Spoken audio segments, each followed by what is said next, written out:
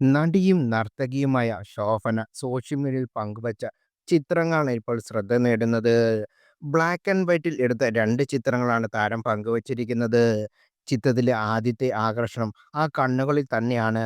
ആരെയും കീഴ്പ്പെടുത്തുന്ന മാനഴകുള്ള കണ്ണുകൾ. അതിനെക്കുറിച്ചുള്ള കമന്റുകളാണ് ഫോട്ടോയ്ക്ക് താഴെ വരുന്നത് എല്ലതും.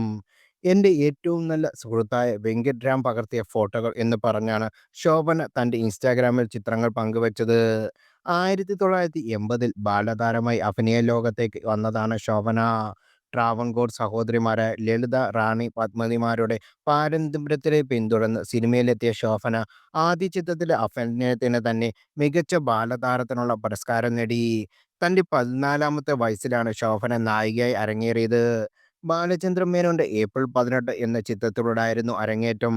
പിന്നീട് തിരിഞ്ഞു നോക്കേണ്ടി വന്നില്ല. തമിഴ്, മലയാളം, തെലുങ്ക്, ഹിന്ദി, കന്നഡ, ഇംഗ്ലീഷ് ചിത്രങ്ങളൊക്കെ ഭാഗമായി ശോഭനയ്ക്ക് രാജ്യം പത്മശ്രീയും പത്മഭൂഷണും നൽകി ആദരിച്ചിട്ടുണ്ട്. നിരവധി സംസ്ഥാന, ദേശീയ പുരസ്കാരങ്ങളും ശോഭന തന്റെ അഭിനയ മികവിലൂടെ സ്വന്തമാക്കി. പകരം വെക്കാനില്ലാത്ത നായികാ നടിയായി ഇന്നും തുടരുന്ന ശോഭന ഏറ്റവും ഒടുവിൽ അഭിനയിച്ചത് തുടരും എന്ന ചിത്രത്തിലാണ്.